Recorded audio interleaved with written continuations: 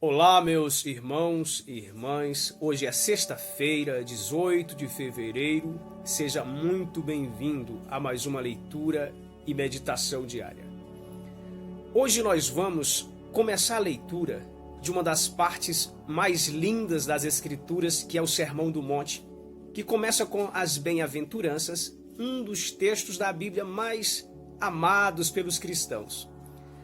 Mas antes peço que você se inscreva no canal, comente, dê um like e ative as notificações. Nossa leitura hoje é em Mateus 5, dos versículos 1 ao 12, que diz assim: Vendo Jesus as multidões, subiu ao monte, e como se assentasse, aproximaram-se os seus discípulos, e ele passou a ensiná-los, dizendo: Bem-aventurados os humildes de espírito, porque deles é o reino dos céus. Bem-aventurados os que choram, porque serão consolados. Bem-aventurados os mansos, porque herdarão a terra. Bem-aventurados os que têm fome e sede de justiça, porque serão fartos. Bem-aventurados os misericordiosos, porque alcançarão misericórdia. Bem-aventurados os limpos de coração, porque verão a Deus. Bem-aventurados os pacificadores, porque serão chamados filhos de Deus. Bem-aventurados os perseguidos por causa da justiça, porque deles é o reino dos céus. Bem-aventurados sois quando por minha causa vos injuriarem e vos perseguirem, e mentindo disserem todo mal contra vós. Regozijai-vos e exultai, porque é grande o vosso galardão nos céus, pois assim perseguiram aos profetas que viveram antes de vós. Aqui nós temos o início do Sermão do Monte, o sermão mais completo e mais longo de Jesus de que se tem registro, que vai do início do capítulo 5 ao final do capítulo 7. É um sermão repleto de preceitos e das mais altas exigências, e alguns têm comparado o Sermão do Monte à lei que Deus deu no Monte Sinai. As exigências que Cristo faz aqui no Sermão do Monte são avassaladoras. O pastor David Martin Lloyd Jones, na minha opinião, o melhor pregador do século passado, em sua magnífica série de pregações sobre o Sermão do Monte, disse: o Sermão do Monte é verdadeiramente terrível. Neste sermão, Cristo vai dizer coisas do tipo: Bem-aventurados quando vos perseguirem, regozijai-vos e exultai por isto. Se alguém te obrigar a andar 1 milha, vai com ele 2. Ninguém pode servir a 2 senhores, não podeis servir a Deus e às riquezas. Se te tirarem a túnica, deixe-lhe também a capa, e por aí vai. São exigências elevadíssimas e nós precisamos conhecer e entender o que Jesus está nos dizendo aqui, porque este sermão desmente aqueles que dizem que a vida cristã e a graça de Deus significam uma vida sem deveres, e joga por terra o pensamento de que o cristão não está obrigado a viver em santidade. Muito pelo contrário, Jesus esperava dos seus discípulos uma justiça muito mais elevada que a dos religiosos legalistas da época, ao ponto dele dizer neste sermão: porque vos digo que se a vossa justiça não exceder em muito a dos escribas e fariseus, jamais entrareis no reino dos céus. Dando a entender que Jesus espera muito mais de nós, que fomos alcançados pela sua graça, do que ele esperava daqueles que procuravam alcançar justiça pela lei. E ele começa o sermão dizendo bem-aventurados, que pode ser traduzido também por muito benditos ou ainda extremamente felizes. Mas antes de entrarmos nas bem-aventuranças e no Sermão do Monte propriamente dito, nós precisamos entender a quem Jesus dirigiu este sermão. Jesus tinha à sua frente uma grande multidão, que significa que ele proferiu este sermão no auge do seu ministério. Mas, apesar da multidão em sua volta, ele não se dirigiu diretamente a ela. Que preste atenção no versículo 1, que diz: vendo Jesus as multidões, subiu ao monte, e como se assentasse, aproximaram-se os seus discípulos, e ele passou a ensiná-los, dizendo... Ele passou a ensinar a quem? Aos discípulos.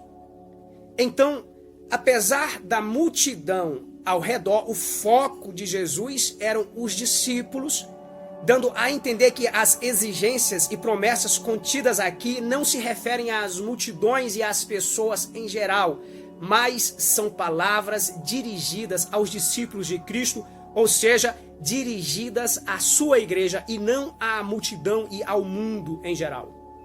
Na verdade, mais do que trazendo mandamentos à igreja, Jesus está descrevendo o modo de vida do cristão, que são os bem-aventurados aqui. E assim, o Sermão do Monte descreve o modo de vida de um homem e de uma mulher genuinamente cristãos, que é o modo de vida que não pode ser imitado por uma pessoa que nunca foi convertida. Veja que, ao longo deste sermão, Jesus vai dizer coisas do tipo: vós sois a luz do mundo, ou vós sois o sal da terra, o que só combina com aqueles que foram iluminados pela luz do Evangelho. Podemos dizer, então, que o Sermão do Monte é um excelente exame para sabermos se somos ou não convertidos, o que atesta que aqueles que receberam verdadeiramente a graça do alto vivem de forma diferente do modo do mundo. Verificamos que o modo de vida que Jesus exige dos seus seguidores provoca uma divisão profunda entre a vida de um cristão e a vida de um ímpio. Um é sal, o outro é insípido. Um é luz e o outro é treva. Muito diferente entre si. O que um mundo sem Deus sabe sobre bem-aventurados os limpos de coração, porque verão a Deus, se o que eles valorizam não é Deus, e sim o prazer mundano, a sensualidade e a impureza? Então veja que há uma disparidade, um abismo profundo entre o modo de viver do discípulo de Cristo e o mundo. E é importante salientar isto, porque vivemos dias em que a igreja tem se tornado cada vez mais parecida com o mundo. Tem mesmo os que advogam que se a igreja quiser conquistar o mundo, os jovens, as pessoas modernas, ela tem que se tornar cada vez mais parecida com eles. Dizem que se a igreja continuar falando sobre sexualidade e os valores morais nos mesmos moldes de 2000 anos atrás, ela vai ser vista cada vez mais como uma instituição arcaica e sem nenhum valor para o homem moderno, e que se não acompanhar as mudanças e os valores propagados e aceitos pela sociedade, ela vai desaparecer. E este é um movimento que não é novo. Durante a Segunda Guerra Mundial, surgiu um movimento que atraiu seguidores entre pastores que acompanhavam os soldados no campo de batalha e diziam que, se eles quisessem atrair os soldados para a igreja, eles deveriam se parecer cada vez mais com os soldados. Assim, alguns desses capelões cristãos que foram para a guerra para dar apoio espiritual aos soldados começaram a fumar e a falar palavrões junto com os soldados para se tornarem cada vez mais parecidos com eles e trazerem-nos para a igreja. No final, eles não obtiveram nenhum êxito, exceto o de sujarem as suas bocas e os seus pulmões. Dia desses, em uma reportagem de um grande jornal sobre um padre que dá assistência aos soldados na Ucrânia, o repórter fez questão de ressaltar que aquele padre era diferente, porque andava à paisana, tipo, não se parecia com o padre, contava muita piada e falava muitos palavrões. Dia desses, também ouvi um pregador falando palavrões no púlpito enquanto pregava. Isso é fruto desse movimento de que a igreja deve se tornar cada vez mais parecida com o mundo se quiser conquistá-lo. Mas veja que isto não passa de uma falácia e de um engano do diabo, pois a questão se dá justamente o contrário. Se a igreja quiser conquistar o mundo para Cristo, ela precisa ser exatamente o oposto do que o mundo é. Quanto mais mundano um homem, quando ele sentir desejo de Deus e de salvação, tanto mais ele desejará se tornar diferente.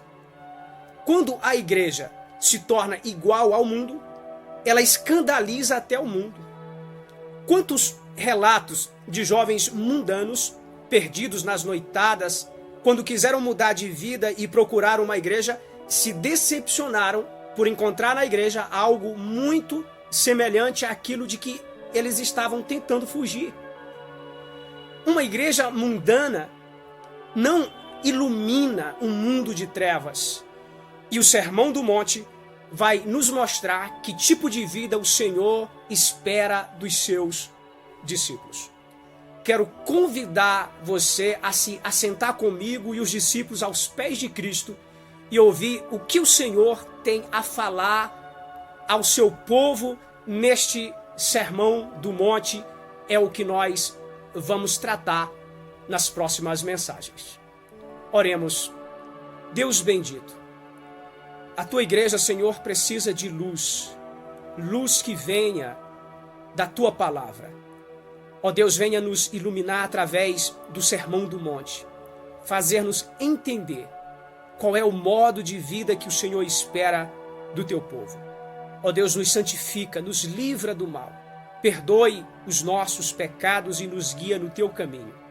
Ó Deus, eu oro pelo ouvinte, dele saúde, dele força. Ó Deus, e o temor do Senhor recaia sobre ele. É o que eu te peço e agradeço em nome de Jesus. Amém. Deus abençoe grandemente a sua vida. Não se esqueça de se inscrever caso ainda não esteja inscrito no canal e compartilhe esta mensagem com outras pessoas. Em nome de Jesus.